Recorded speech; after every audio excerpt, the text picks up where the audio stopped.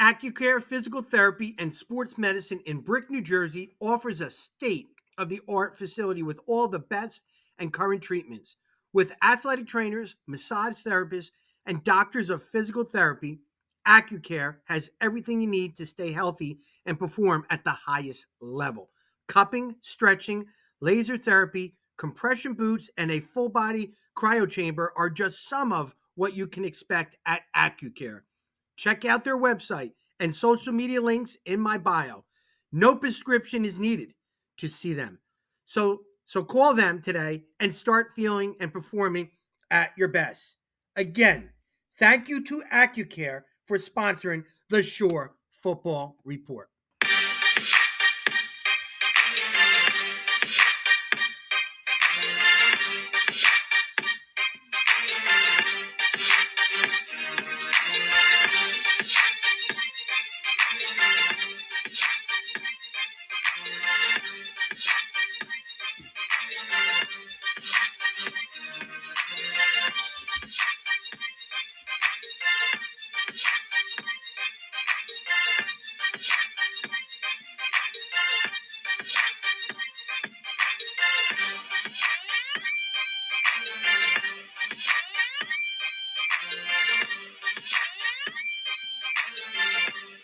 Just wanted to thank ACCUCARE for their title sponsorship for our high school weekly talk show, which right now we're in our second week.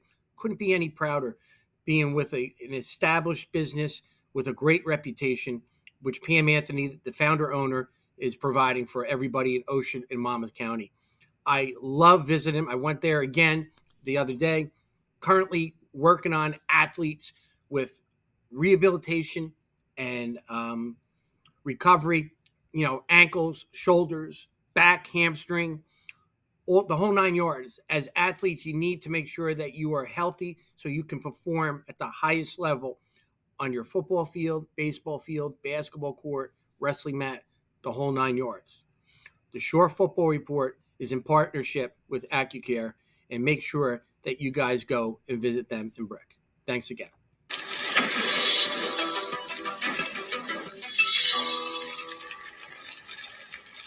Welcome, everyone, to the ACCUCARE Shore Football Report, Week 1 edition. And Scott Stump, welcome back. And welcome back from where were you now? Yeah, I didn't get to see a game in Week 0, but it was for football-related reasons and amazing football-related reasons. I was in Dublin, Ireland, actually. I'm a Northwestern grad, and my squad was playing Nebraska in our season opener out there. So we went out to Dublin for a couple days. Incredible trip. Saw the whole city. And then the game itself was unbelievable. We were down 14-3. We were down 28-17.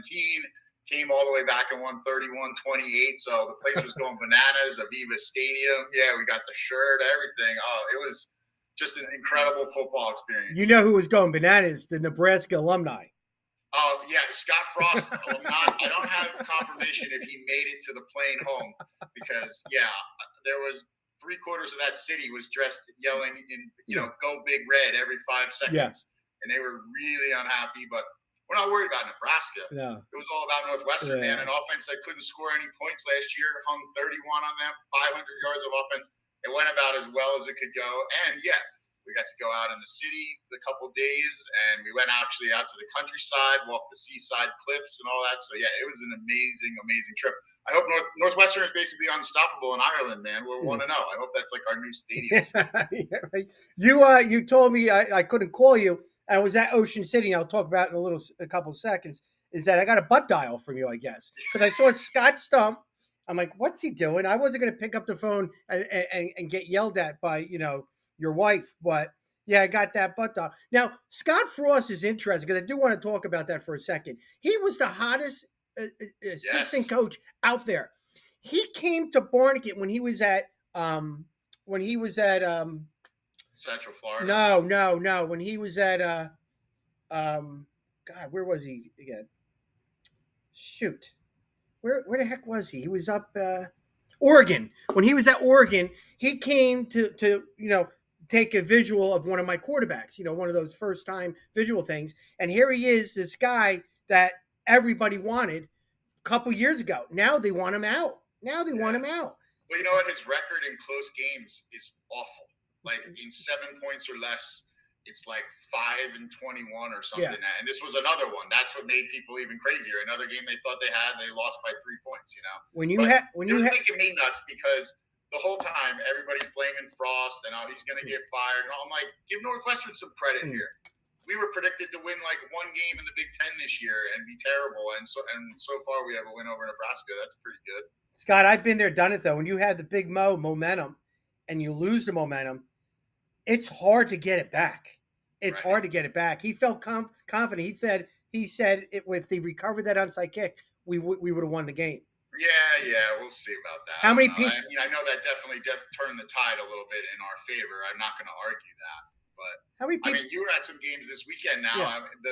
You talk about momentum shifts. How about that Toms River North Washington Township game? Yeah, we're going to talk about that in a second. But just to tell you the atmosphere at Ocean City, the Ferris wheel. They had fireworks. They raised over $70,000, 11 games, $70,000.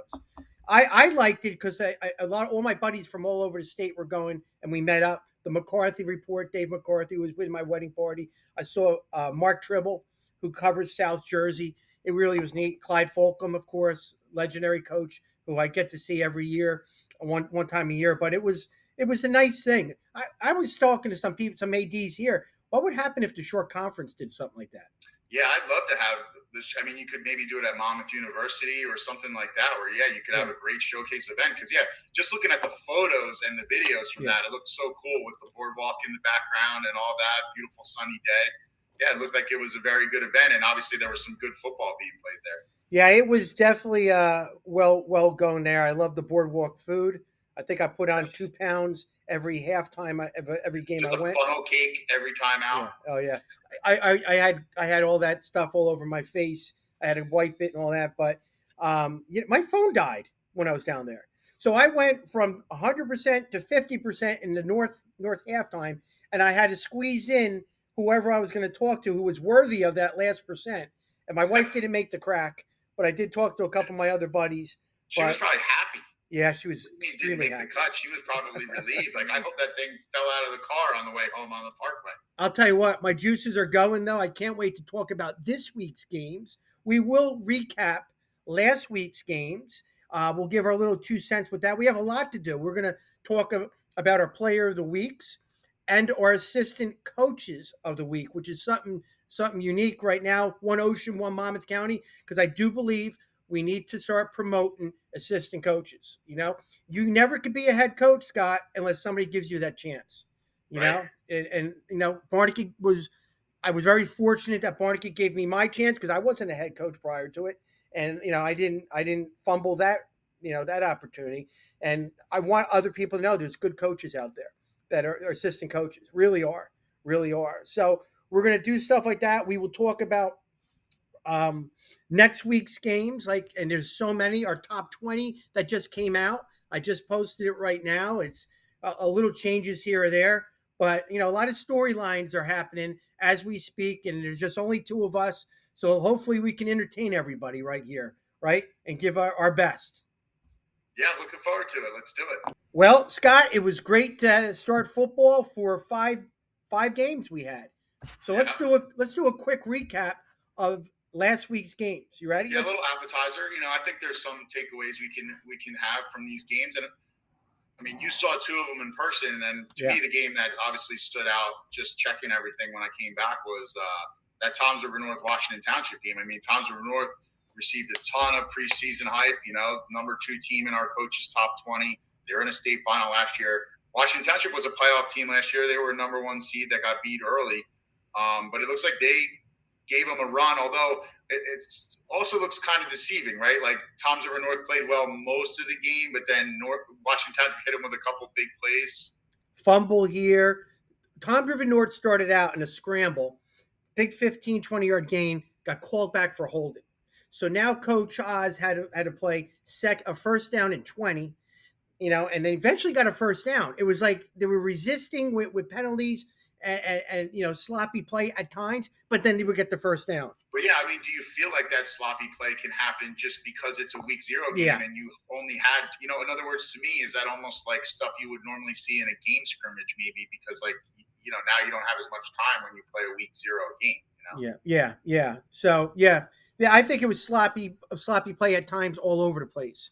But it seemed like their stars came to play, right? Yeah. I mean, Oh yeah. Ford, Pruitt, all the big names. The O-line had a touchdown catch. Offensive line was dominant, very dominant.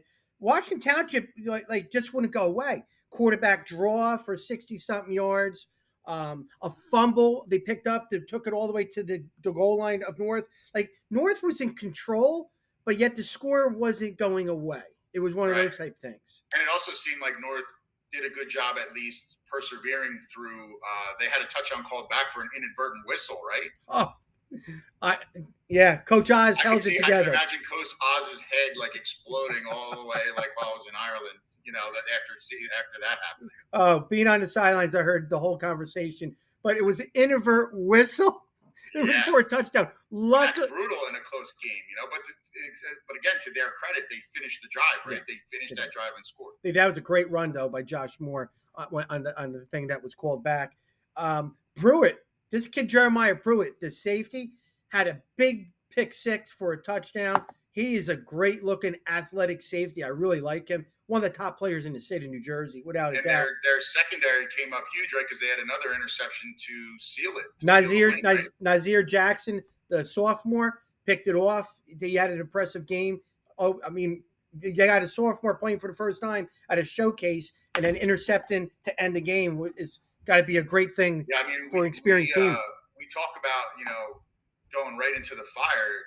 I mean, we'll get to this later, but Toms River North not only has this hard game on the road, far right now, they got Rumson right after. It's like you got to clean up any of those mistakes pretty quick because you have another really difficult opponent coming up. And another thing I saw from that day that you took away, and a lot of people must have, was the debut of Frankie Williams, the sophomore quarterback for RVC. He's good. Sophomore sensation. Can you say that?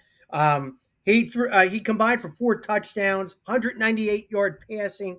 He's got weapons on the perimeter. Emmanuel Ross had a touchdown, 55-yard screen. Boy, he looks good, that junior. He's a national recruit. Najee Rahman on a sprint rollout. Great timing. Ball was right there. Made a nice cut. Caught it for a touchdown around 12 yards. But they were in a groove. Now that your first varsity pass going for a 74-yard touchdown. You want to talk about just getting rid of any jitters literally on the first play. You can't beat that. I was pumped for the kid who scored the touchdown, Stolfka. He's one of the most underrated players in the Shore Conference. You got Ross, a Division I scholarship kid. You got Rahman, who's committed Division I. And you got this kid, Stolfa. He's like a Wayne Corbett. Let's just say that. And he is a tremendous, tremendous football player. He could be anybody else's number 1. If he was somewhere else.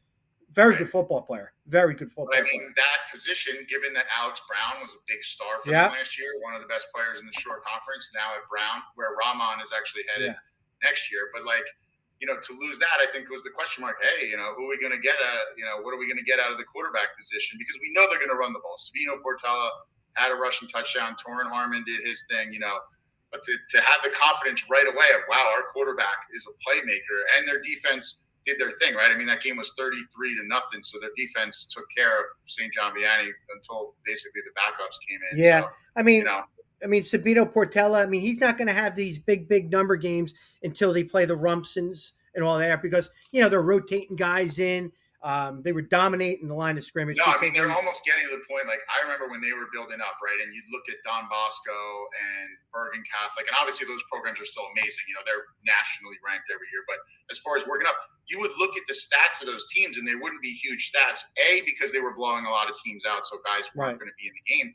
But B, they were so balanced that, instead of one 1,700-yard rusher, they'd have – 2 600-yard rushers and a 500-yard rusher who are all talented. And I think that's kind of the position RBC's getting in, where there's just so many good backs.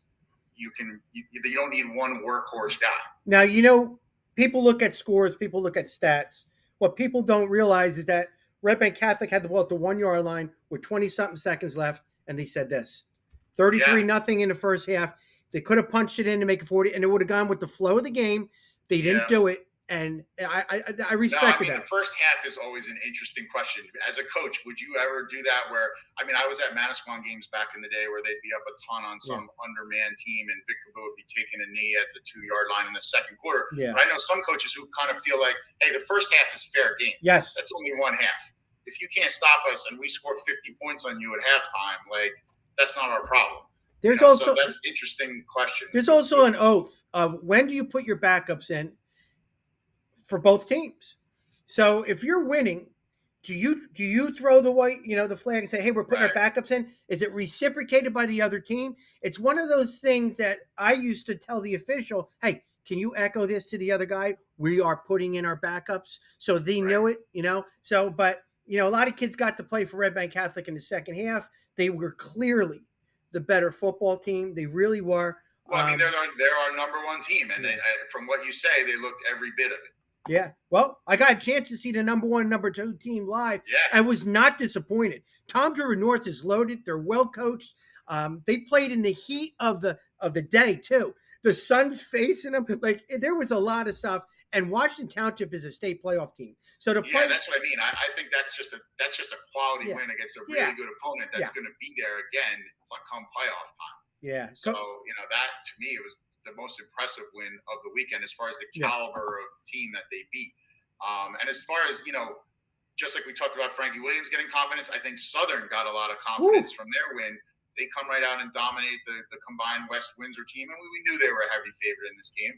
But, hey, they went out and did their job. They run for over 400 yards, 9.7 or 8 a carry in their new triple option offense. So that's got to be a real big confidence builder. Yeah. Now, Coach Donahue graduated a lot of seniors, a talented senior class.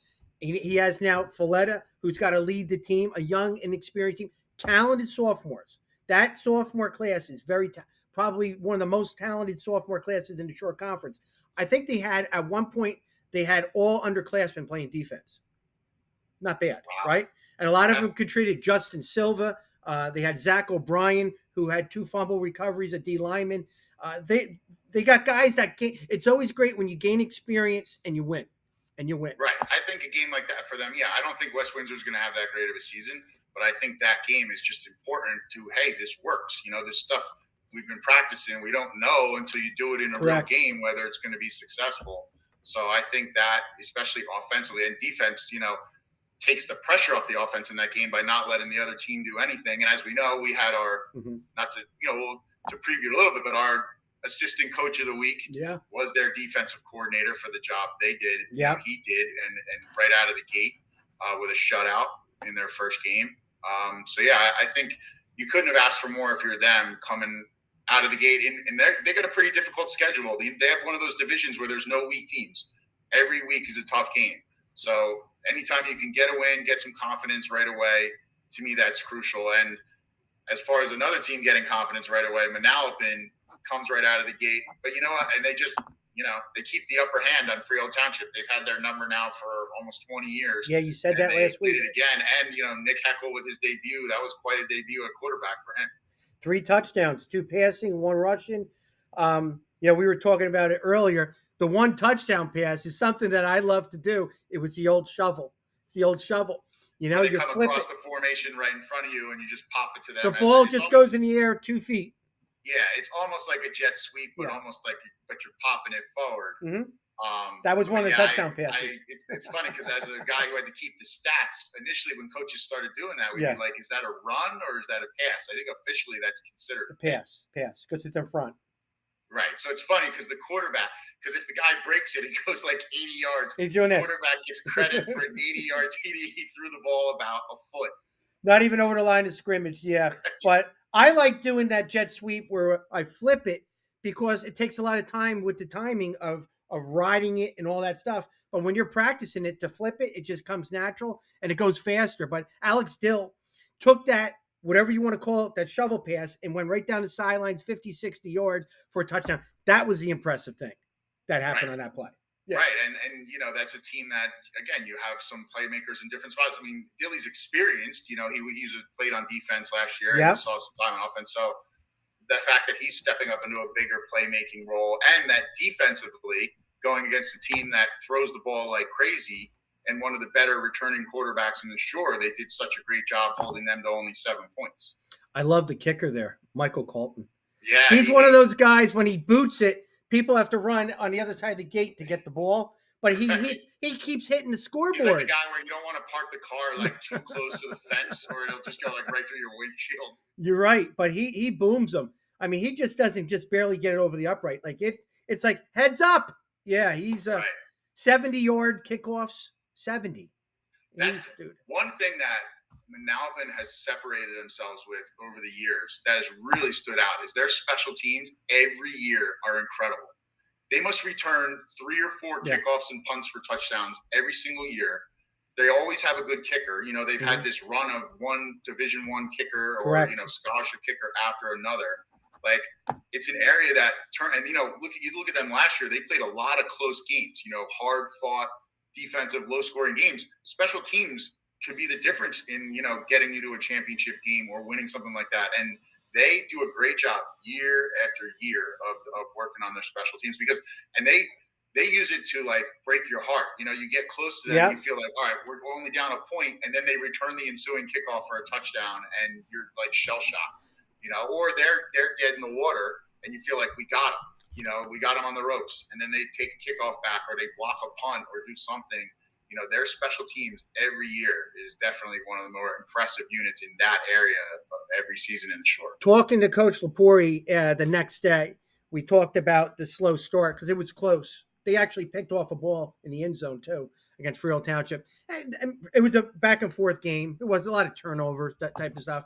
But he contributed to not playing a game scrimmage prior to it. He played a quad and went right into a game. So basically, the first half was getting the kinks out for an experienced team, which they are. So he's going to look at something different like that. Not in taking anything away from Freehold Township. He thought from his end he was very sluggish. That seemed like kind of the sentiment from a lot of coaches. Sometimes I really wonder, like, why week 0 exists half the time. Because some of these guys that, the coaches that play, they're just frustrated. We didn't have enough time. It just didn't feel like we could really prepare. I don't know what you get out of it when it's not it's the start to the season, but doesn't feel like the real start to the season like this week where everybody's playing. I'm going to make one. I think it's a chance. It can be a chance to showcase your program, like the Ocean City event. You're the main event. You're going to get a lot of media coverage. You're going to get the word out about your program. You're going to showcase your players' highlights are going to be the ones out there because there were so few games. But I still think that sometimes I really wonder about, why week 0 even exists sometimes. But, you're right. What are you going to do? I feel like it's here to stay. It's not going anywhere. Well, let me just say one thing about Freehold Township, and then we'll talk Keyport in a second. But Freehold Township's going to bounce back with Corey Davies. Corey Davies always has those guys ready. He's got Corchado, who's out. He's coming back real soon. Their top receiver.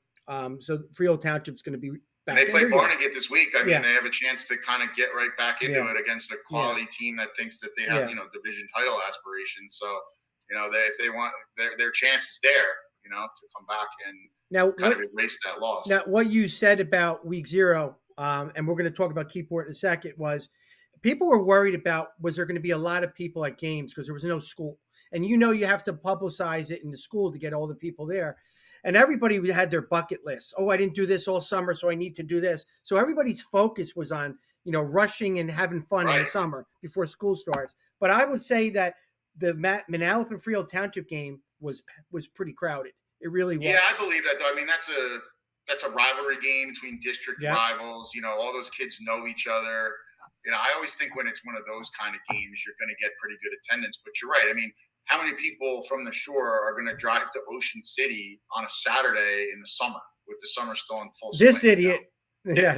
But you live in Barnegat. I live in Monmouth County. Like that's a far ride, hoping that the traffic isn't completely out of control on your way there, Let's talk about Keyport. Unfortunately. Yeah, I was a little bit of a surprise, I'd say. Although Manville, they coming off a winning season. Sean Purcell, really good, underrated running back. He had 3 touchdowns. So that was a little bit surprising given who Keyport has back this year. But they're banged it also up. could be another thing where, it's the first game. You're working out some things still, and you still have time to get back on track. I know Treadwell had a touchdown. Osterich threw a long TD pass. So you had some. I think there's at least some positives to build on. Fitzgerald played real well defensively. He did. He had 15 tackles. He really played well. But they lost a lot. Let's face it. You don't want to use that as an excuse, but they lost some big time players, and now Well, they got to Thompson, replace them. was kind of the franchise for them last year as far as a guy making Mitchell, plays all over the field. Mitchell. Yeah. So we don't know exactly what goes on in the locker room if guys are nursing an ankle injury or sprain, because nobody's 100% after first practice. That's why you need to go to ACCUCARE. But right, but That's a good shameless plug. but Keyport will bounce back because they do have Treadwell there, and we just don't know anything really about Manville. We don't. We just don't. No, I mean, again, they're coming off a winning season, which for them is pretty rare, and they have one of their best players back. Purcell's one of the better running backs up there. So, again, this was not like shocking or anything. I mean, they're a quality team that brought back some really good players. But I think, for Keyport, they probably really wanted that one as far as, once you get into the gauntlet of the short conference schedule against similar schools your size, that's you want to get those non-conference wins when you can. But, they also tested themselves against a good team. Yeah. That might help them too. They might be better than a lot of the other teams that Keyport's going to see this year. We won't know that just yet, but who knows? I mean, what if Manville goes out and wins 7 or 8 games and you think that wasn't a bad loss at all, so we'll see how that goes. Well, Scott, there was a quick rundown of those 5 games that just played. I want to now show everybody our ACCUCARE short conference players of the week. And we didn't do division player of the weeks, which we're going to do. We'll do 5 categories, and we'll show you in a second. But we just did it overall. And each one of them gets a free recovery session to ACCUCARE. Awesome. You can't, right? And a lot of those guys will use it. What a great facility it is over there. And then we also added the assistant coaches, Monmouth and Ocean County. So let's show them right now. Scott, here is the short conference players of the week for week 0 overall. We didn't do the division players of the week because there just wasn't enough a game. So this would be the overall one. And like I said before, each one of these guys gets 1 free recovery session. And thank you very much, ACCUCARE, for their generosity. So offensive player of the week, we talked about it earlier, Micah Ford. Is there any surprise to that junior outstanding dual threat quarterback at North? Right. I mean, he's a guy that he'll probably be up for offensive player of the week every week this season. He's that kind of player. And then you have another guy from Toms River North, big pick 6 in the win over Washington Township. That's Jeremiah Pruitt. He is explosive. He's one of the best all-around football players in the short conference. That was impressive. Special teams player of the week, when you're around, heads up, because you may get hit with a deep field goal that goes over the fence. The kicker, Michael Colton of Manalapan. Again, him too, every week could be one of these guys. These guys are going to have some great recovery at ACCUCARE, right? They're going to have like the frequent visitor card. Now, just get cut right in there. The top O-line, D-line player of the week it could have gone to a bunch of people because there was some impressive work going on in the trenches. But this guy here played offense and defense, had 2 sacks, one of them leading to a fumble recovery. And Artem Rankov Joke from Manalapan. Try pronouncing that name, huh? All right. That's what I wanted you to say. A senior O-guard D tackle. Got it because of what he did on defense too, and as honestly, well. Everyone will know his name by the end of the season. Whether you're saying, you'll have to learn how to say it right because it'll be coming up constantly. And the big name of the week, and we'll end it with this, was our sophomore player of the week, who could have just as well been up for offensive player of the week, but is the outstanding Frankie Williams, the hyped up sophomore quarterback that we all kept hearing about all summer. He did not disappoint anybody in his debut. 4 touchdowns overall, 198-yard passing, all in the first half. I think Red Bank Catholic is set for the next 3 years at quarterback. Yeah, I think they're definitely feeling good. You go 8 for 9 for almost 200 yards in your first game. That doesn't get a better start than that. Now we are showing the assistant football coaches of the week for Ocean and Monmouth County. We're going to do this every week. We want to promote assistant coaches out there because you know as well as I do, Scott, that when the program wins, it's a team thing, but the head coach gets all the credit for the most part. He takes the wins and he takes the losses, but there's a lot of great assistant coaches out there. I truly know. I've been very fortunate to have great coaches. And let's go right here. The Ocean County winner was Matt Abato, the senior defensive coordinator. he's been great, not just for last game, but for the last couple years at putting his name out there as the top defensive coordinators in Ocean County, one of them. Yeah, I mean, he's a longtime assistant for Southern. They go out and get a shutout in their first game, with a ton of new players. That's the other thing. Returning barely anybody on either side of the ball, and they go out and get a shutout in their first game. That's definitely a nice confidence building start for them. And yeah, good honor for Matt. Well deserved. Yep. And Monmouth County, Jimmy DiPolo from Manalapan, the defensive coordinator, which Coach Lapuri could not speak any more positive stuff about. Loved him. When you're playing Coach Davies' offense with all the screens and the passing and all the stuff he does, you now got to come up with a pretty good game plan. And you know what? He did. 7 points. It takes a lot of preparation to get ready for that air raid, and and Corey knows it inside and out, so he can adjust on the fly, all different kinds of wrinkles. They have a quality quarterback and good receivers, so yeah, the fact that Manalapan was able to go out and hold them to 7 points, that's definitely a nice, impressive effort right off the bat. Yep. Congratulations to these two assistant coaches, Matt Abato and Jimmy DiPaolo, for week 0.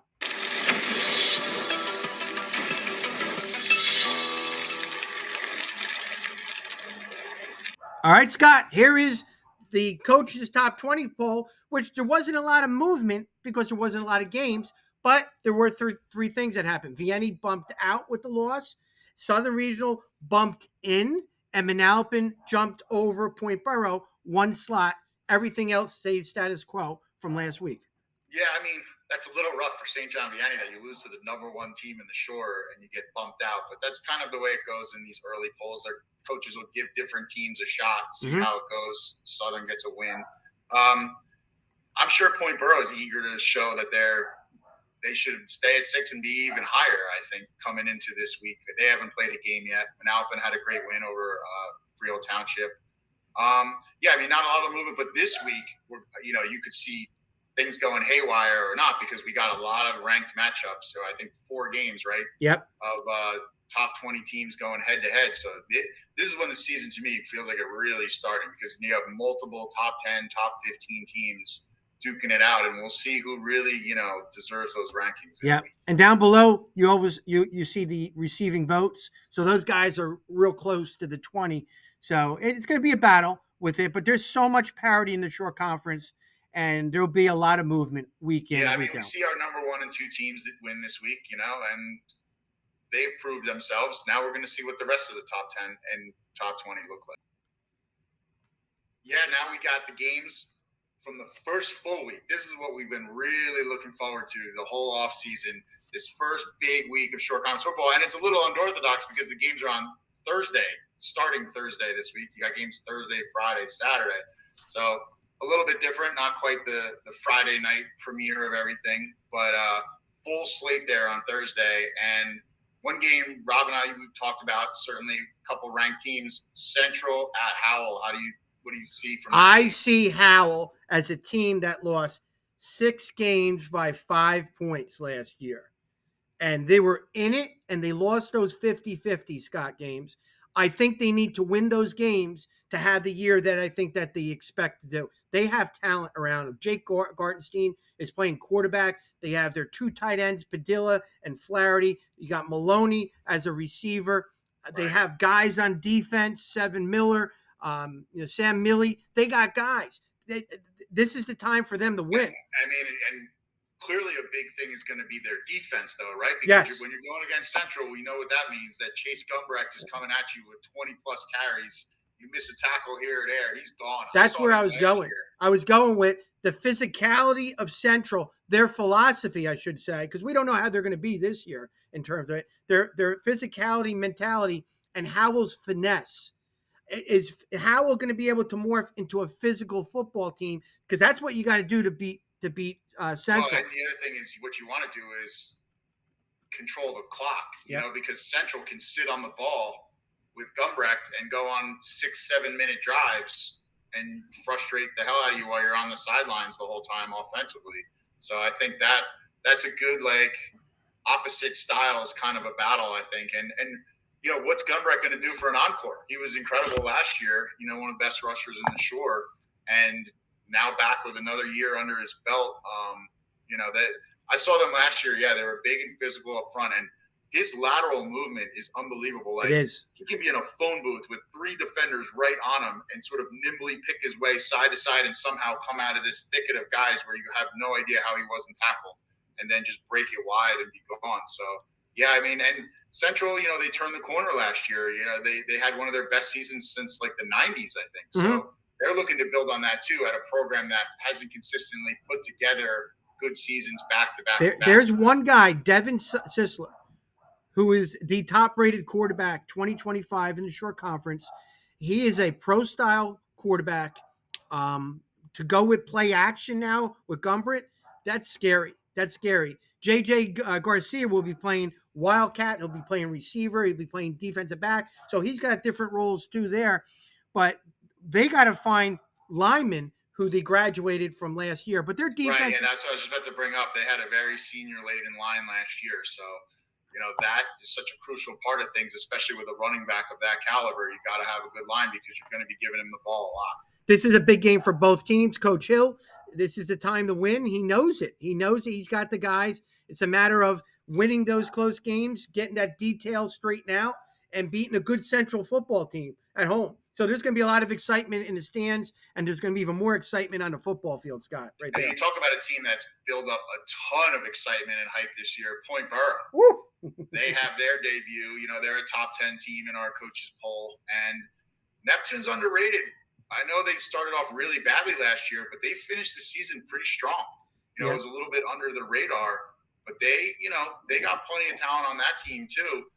I know Point Borough is going to be the heavy favorite in this game, and they deserve to be that. They're a 10-win team coming back with almost everybody. Matt Oliphant has switched over to quarterback this year. He's a tremendous athlete. Tremendous.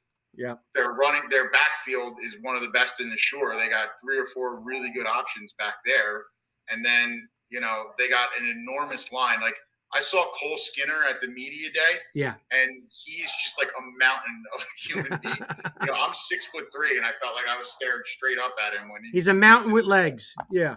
Yeah. I mean, he's committed to Temple, correct? I believe he's verbally committed to yes, Temple. Yes, he is. And, he looks every bit the part. This is one question. I mean, not to get too into it, but how do you feel it works when, not a lot of teams run the option in college, right? So Skinner's blocking in that offense, in an option offense. It's going to be a totally different situation with a lot more passing when he goes to Temple. Well, that's what happened in his recruiting. They didn't have a lot of pass drops on him, so they didn't know they didn't know where he is. Is he a guard? Because if him being a tackle, he's going to be blocking those cats, what they call them, on the DN. Well, he doesn't pass pro in the high school level. So he's more of a guard maybe at college level because he doesn't have to worry about that wide defense and rush, at the next level. But whatever it is, he knows how to block power.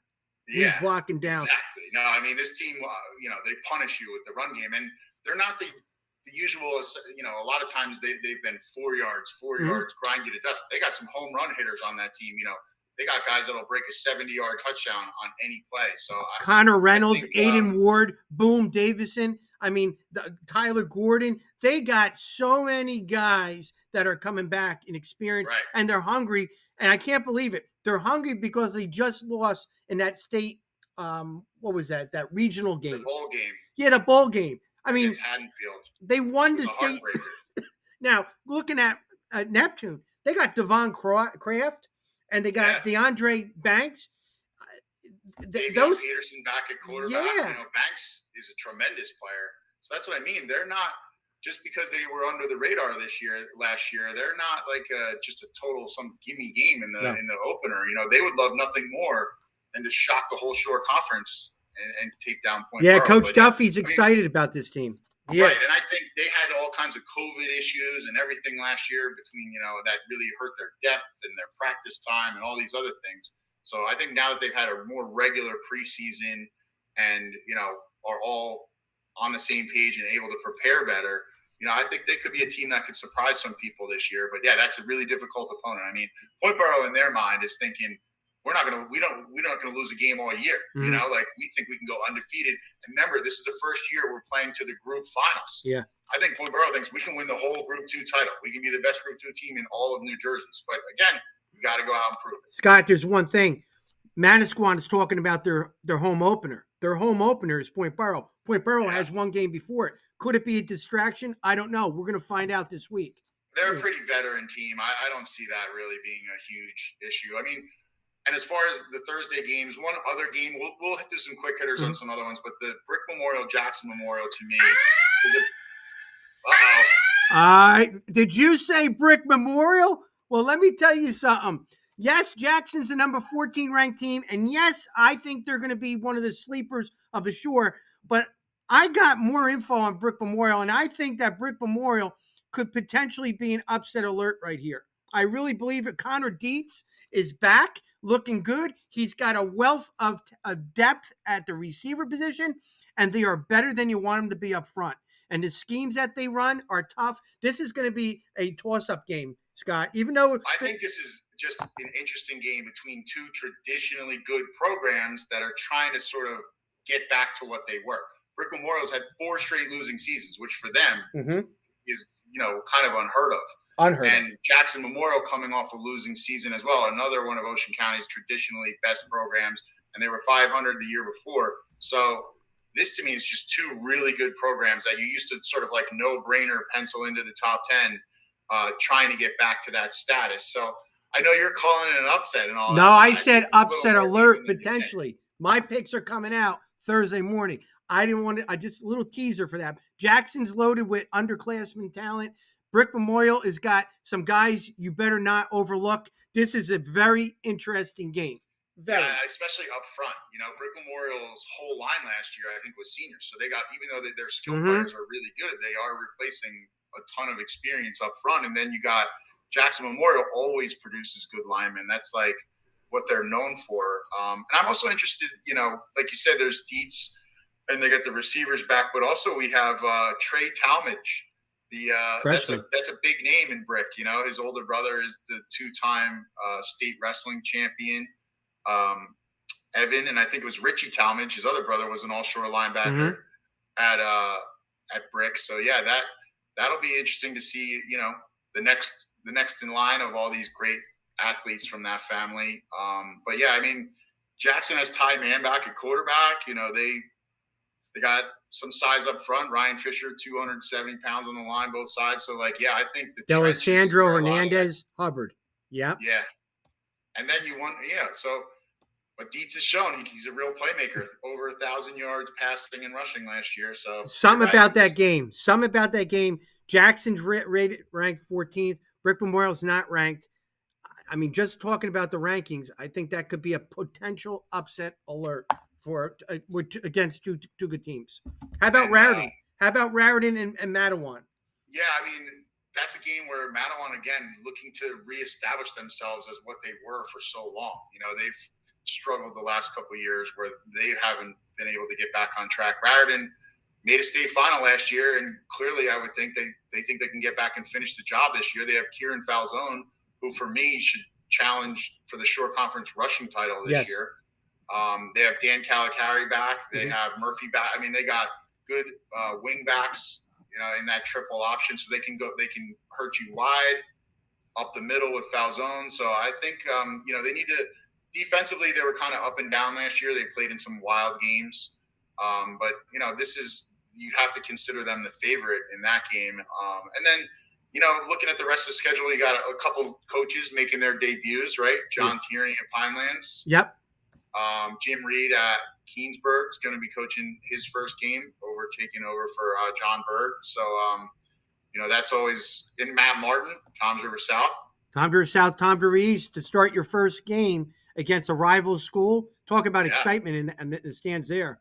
The Barnegat Freehold Township game will be a huge game. Coach Covine in his second year, he's got the program in the right direction. He's doing an outstanding job against Corey Davis, who's got to bring his team back to a victory against that Ocean County. And you have JoJo Bivens, another one of the top returning running backs in the shore in that game for Barnegat. Contrasting styles. You got the power run game of Barnegat and the finesse offense of Freehold Township. Somebody is going to create a mismatch in that game. And then, again, we got one of the shore's top recruits starting up in the Ocean Township game against Homedale. Yes. Not again. Yeah, I was Really? present. Yes, Really? let me tell you what. Ocean Township is ranked 16th by the coaches top 20, and this is a tough matchup because Homedale forces you to play a different style of play. They are physical with their offense. The very hard, veer offense that they run. It's very different what they do. This could create a problem to make an Ocean Township have to play physical and sound defense. They can lull you to sleep. Homedale's look very good in their scrimmages. Ocean Township has too, but for some reason, I think that as well as I do, Scott. When there's matchups, it can create problems against different teams.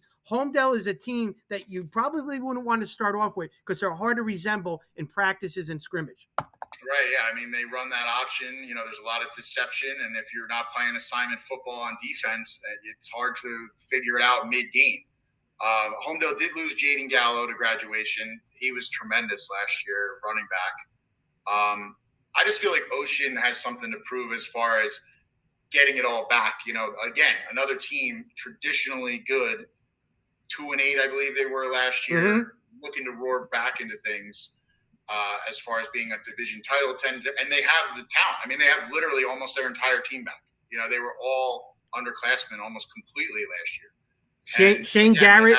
Shane Garrett's one of the best two-way players. He's a skilled kid playing D lineman. Yeah. Star. Yeah, and then again, Tyler Douglas on paper and coming back is one of the best quarterbacks, not supposedly in the shore, but in all of New Jersey.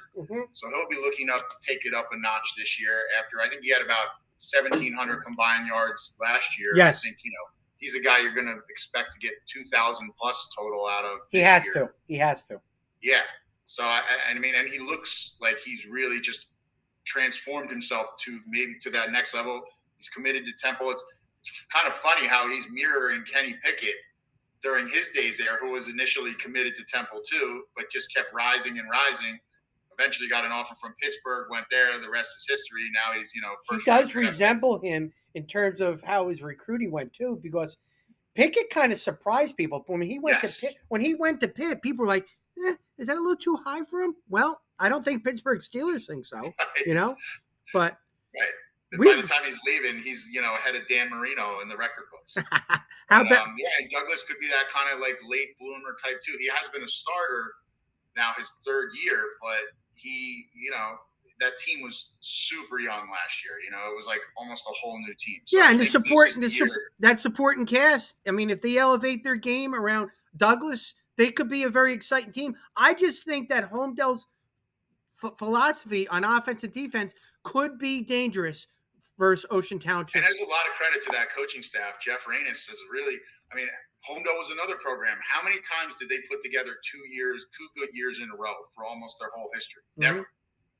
They would have a great season, win a division title, and then everybody would graduate and they'd go 1-9 the next year. Yep. But he's built it to where it doesn't matter who leaves; they're going to be competitive every single year, which is a really, really hard thing to do. Like I'm definitely impressed by the job that whole coaching staff has done over there at a place where essentially for their entire history, no one has done what they did as far as building a team that's, really good year in and year out. And you talk about another team that hasn't had a ton of success over the course of their program that's really starting to try to do the same thing, and that's Marlboro. And they're playing, one of the name brand teams of the Shore Conference in Brick Township. But, Marlboro was in the hunt for a playoff spot last year. They got A.J. Schwartz back at quarterback. They got some other guys. So that, to me, is an interesting game between a program trying to push up into that next echelon and then a program that has, won it all a million times and, has an illustrious history as far as A.J. Schwartz, Ryan Mendez, Matt Cassidy. They're three dudes. They are three dudes from Marlboro. They played at Brick Township last year at the end of the year in a really close contested matchup. This is going to be a close game too, playing at Brick Township, and Brick's hungry to get back in the winning ways with Lenny Zdanowicz. He did a great job in the offseason with his guys. The guys are excited. And Lenny's excited because he's got a bunch of experienced guys coming back. And some exciting sophomores too. There's a kid by the name of Jaden Johnson. Jaden Johnson, a wide receiver. He's dynamic. Remember that name. Jaden Johnson, receiver DB. He'll be doing kick returns, punt returns. So he's pretty. There's something special about him. And seeing Lenny Zdanovich smile when he was talking about him, and I know him very well. He knows something. Something's up. This kid's a pretty good athlete, from what I'm hearing. Jaden Johnson. And now, when we're talking the Friday games, the big one between two of our higher ranked teams, Middletown South and Long Branch, it's a good old school matchup. And the thing I'm really interested in from this game is the debut of two quarterbacks that have both received buzz, like for either side, replacing established guys. And you've seen them. Let's start with Ernest Reevy on Long Branch. I mean, what have you even seen from him preseason wise? Yeah. Things like that. Well, let me tell you what, the hype about him was people told me, you got to see this kid. He's going to be playing quarterback. I know he was playing corner last year, but he's an athlete. When I saw him at the 7-on-7s, he looks the part. He reminds me of a kid like a Micaiah Ford. Like he's an athlete playing quarterback. He stands big in that pocket, throws the football, but his biggest asset is when he can run the football too. I mean, they're going to go empty, and they're going to have 4 wideouts, 5 wideouts, and he's going to run pass, and he's just an athlete. He's a very. We'll see if anything changes. This is the debut of Chad King, the new Long Branch coach, replacing Danny George. Basically, Long Branch is only their second coach of the 21st century. Yeah. So we'll see if any new wrinkles are added on that side. Long Branch has the athlete. Shamar Williams to throw the ball to. Yeah. Who's also a tremendous D-back who had 5 interceptions last year. Mikey Hall. They have the athletes on the perimeter. They do. It was Zaire Brown. They got it's going to be the line. If the line. That's the thing. The best Long Branch teams always have an experienced, rugged line. So that to me is the interesting thing. They got 4 new starters up front, and playing against Middletown South's defense is not an easy way to just ease into your first game as a starter up front. There is a kid. I know they got Shamar Williams. I know they got Mikey Hall. I know they got Saku Kamu. They got athletes all over the place, but they have a freshman that is playing 2 ways.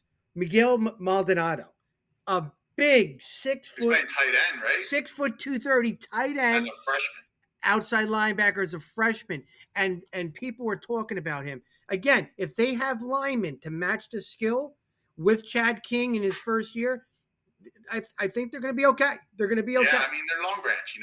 They as long as they're good up front, they always got home run hitters on offense. But Saku Kamu is talked about like he's a sleeper. He's the best player on Long Branch. He's a running back. He's a safety. He just blends in well with the guys. Well, the other thing is you have to have versatility when you play Middletown South. You can't be a one-dimensional team. No. You're going to have to make some throws because you're not usually never going to be able to just line up and run the ball right at them and win.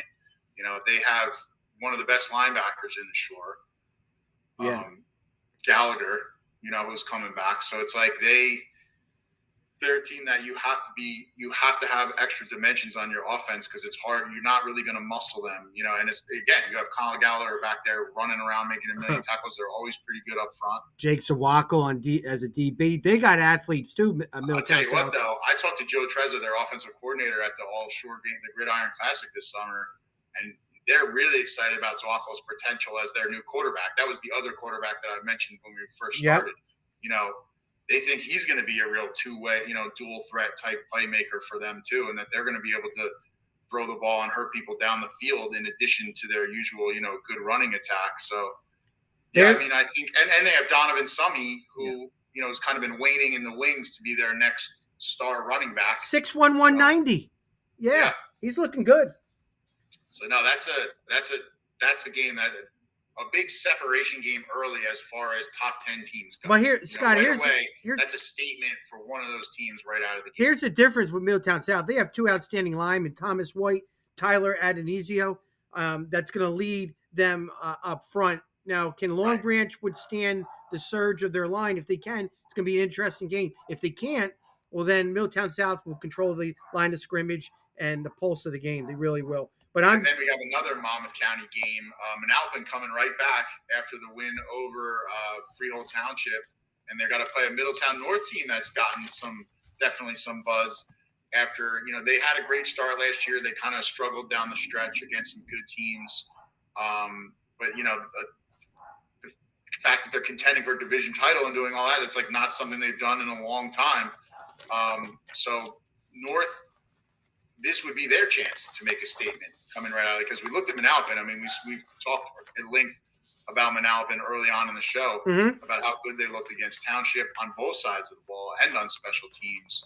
But Middletown North, I mean, Luke Sheehan, right, at Yes. quarterback. That's what everybody's kind of been talking about. I mean, we're definitely interested to see his debut, and they had Derek Soto back, who over 400 yards receiving last year. But I think, and that's a guy that a lot of people in the preseason, there's been some buzz about him. Let's see how he does it against a really good defensive team. Yeah, Luke Sheen's impressive, 6'3", 190, and he seems to make the receivers look good. So, I mean, when I was watching him throw in the 7-on-7s, I didn't know who the receivers were, but I knew that there was some good – they were on the same page throwing the football, Luke. They were rotating receivers. Soto was there, Grabowski, and they look good. But I'm excited about the two bookends. Jack Lopez, yeah, right? Peter Dempsey and Jack Lopez. Yep, he's going to Harvard, and Peter Dempsey is going to be a 1AA player too, and he's also a tight end. So they got some war daddies up front. I like how you still call it 1AA. I think it's been FCS for like a decade. I know, I always do that, 1AA. But with Luke Sheehan, with his development and with the line that they got up front, Middletown North is going to be pretty decent in that division. But Manalapan has high expectations. Did you know that they are Group 4 this year, Manalapan? I know that every year it jumbles around. They went to Group 4. So Manalapan's going to be one of those teams that's going to contend for a Group 4 title. I do believe that. Being 1-0 under their belt and having the skilled players and also the matchup with their linemen all back, because Lepore always talks about his line every time he talks first. This could be a special year for Manalapan, but Middletown North is going to be a quality opponent this week. Yeah, and I think Red Bank Catholic, Donovan Catholic, strong favorites in their game. Asbury up at Weequahic, Weequahic, traditionally good program, so they might be an underdog. And one other game that I think kind of is just really intriguing: Red Bank Regional, Monmouth Regional, which. I'm sorry, Scott. I can't. I have to stop you for that. Red Bank. Did you say Red Bank and Monmouth? I think this could be an upset alert. Red Bank coming in number 19 in the coaches' top 20. Monmouth is an experienced football team who's right on the cusp of being in the top 20. This could be a flip real quick with Monmouth's experience. But Red Bank's a good football team too. But I smell upset alert potentially in this game. Just because the athletes you're calling it an upset. I feel like on paper these teams are pretty similar. I know one is ranked in our top 20 and one isn't. But Monmouth had a good season last year. They have Julian Jones back running the ball. I think Red Bank is a dark horse contender for a division title this year. They are, but they have to start getting over the hump in close games, which was a struggle at times last year. But Shane Fallon is building something there. But you're right. This is not an easy game right out of the gate. I mean, this is a very solid Monmouth team. Kion Morton, Lamar Hicks, Pierce Olson. I like Jasir Jones. They got star power, Red Bank. It's going to come down to the trenches. Can Egan do it? But if they can do it up front, Red Bank could contend for a division championship. But their first. Yeah, I think they have some playmakers on offense. I saw them last year. They're one of those teams that could score from anywhere on the field. It was just a question of defensively, and then cleaning up penalties and discipline type stuff where like you make a mistake in a big spot against a good team, that could be the difference. But that's how close they were to breaking through even last year. And I think they're going to be better than that. So yeah, I mean, I just think that's a really intriguing game of who's going to come out of that, with some momentum. Two experienced quarterbacks. You got Anthony Jen. You have also Julian Jones, Tariq Wiggins. You have Wiggins there at Monmouth. So there's a lot of star power on both sides. Exciting game, like you said. I just think that Monmouth could surprise them. Yes, they are 19, and there's probably only 2 slots separating them. But I think this is a good game for two teams that have high expectations. Right. I think you're overselling it a little bit on the upset front, but that's all right. I got to use my new horn. And And then, good non-conference games. Shore Regional testing themselves in the Rumble at the Raritan up at Rutgers. Westwood is a really good program. Every year in and year out, Group 2, always a playoff contender, always in the mix. They just rattle off winning seasons one after another up there. I mean, I think it's a fun matchup of, Jackson Whitaker, quietly one of the better pass rushers in the Shore Conference for Shore Regional, 10 sacks last year. He's going to be chasing around the quarterback up there, Robbie Karsich, who's pretty good, over 2,000 yards of offense last year.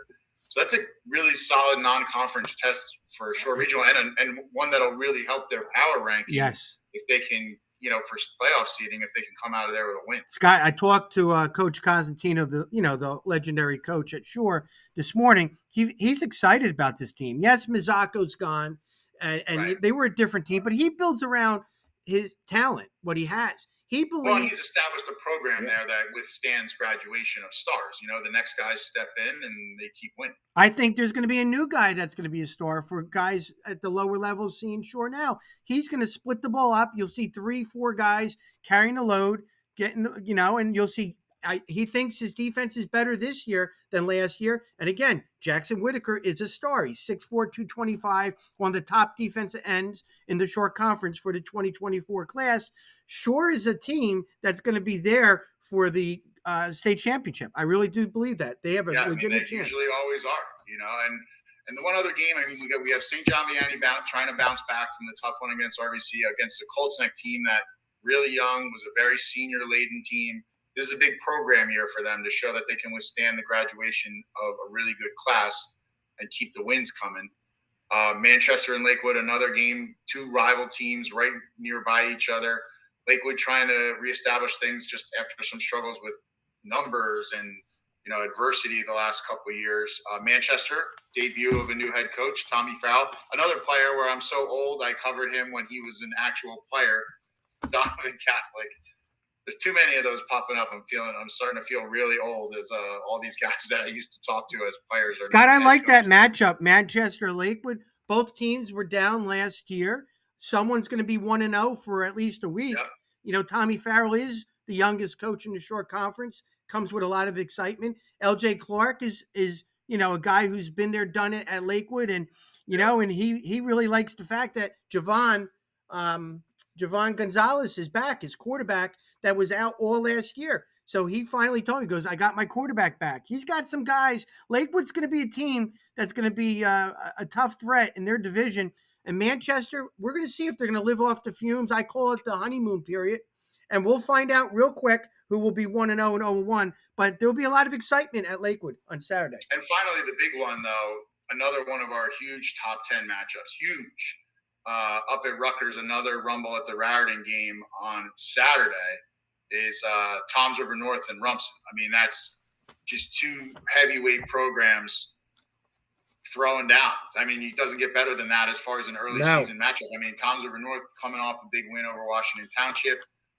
Rumson ready for another, they're become a team that they probably put December, 5th, 6th, or whatever that weekend is on their schedule every year. Like, block out the weekend because that's the state sectional finals when we're always playing.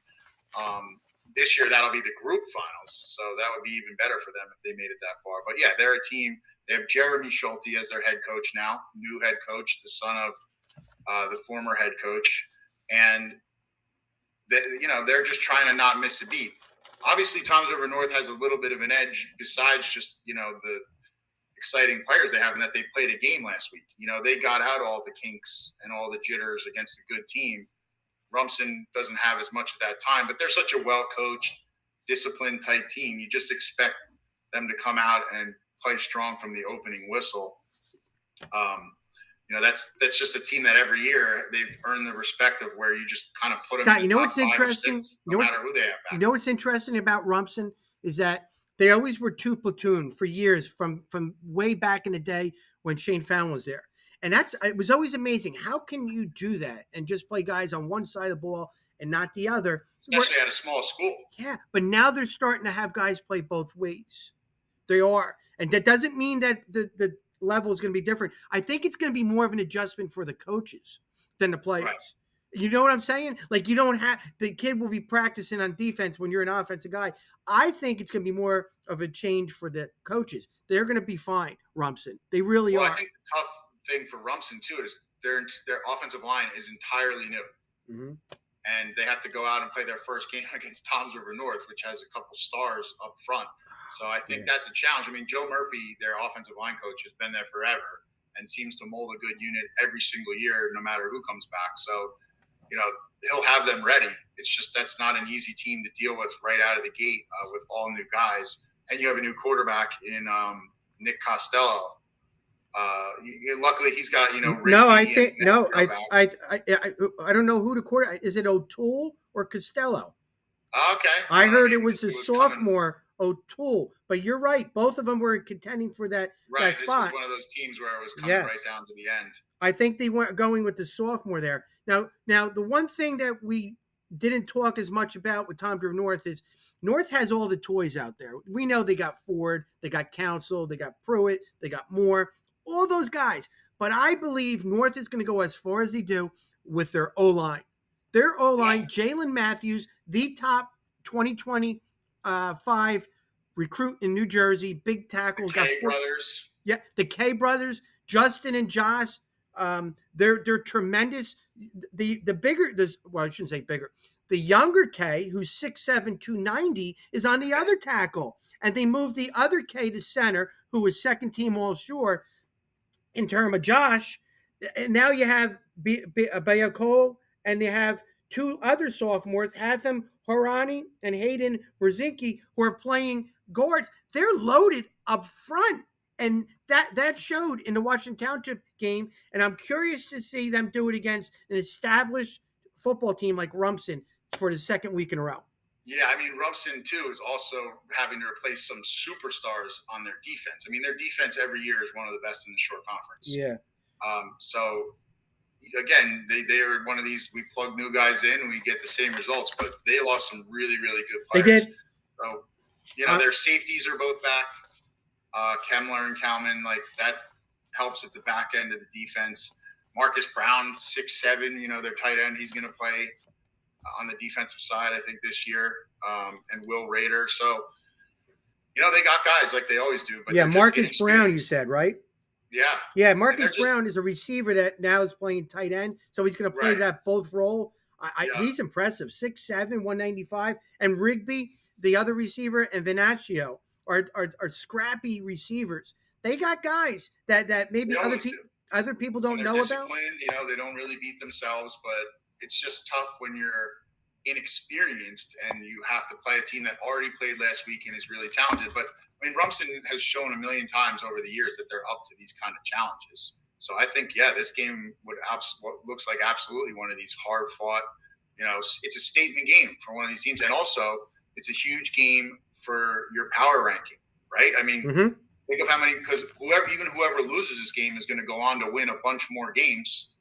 So for Rumson, especially, given that Toms River North is Group 5, correct? So that's a ton of points for them if they get a win here. So this is just a huge game, and I just like the fact that the shore conference teams are testing each other like this outside the division.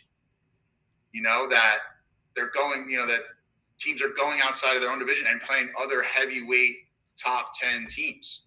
Sometimes you can just say, hey, we have enough hard games in our division. Yes. We're going to deal with that. And Rumson is in, a brutal division. So, but to go out and test themselves against Toms River North, that says a lot about what their program is and that they want to play the best teams. Well, we don't have a say of our schedule. That's done by the ADs. So the ADs were playing, let's play these tough schedule games. So they did a good job with that, matching up games. Fans, I'm saying from a fan, from a reporter standpoint, we love these matchups because that way too, everything gets settled on the field. I know people love to argue about the rankings to the end of time. Oh, this team would have beat that team if they just had played them and blah, blah, blah, blah.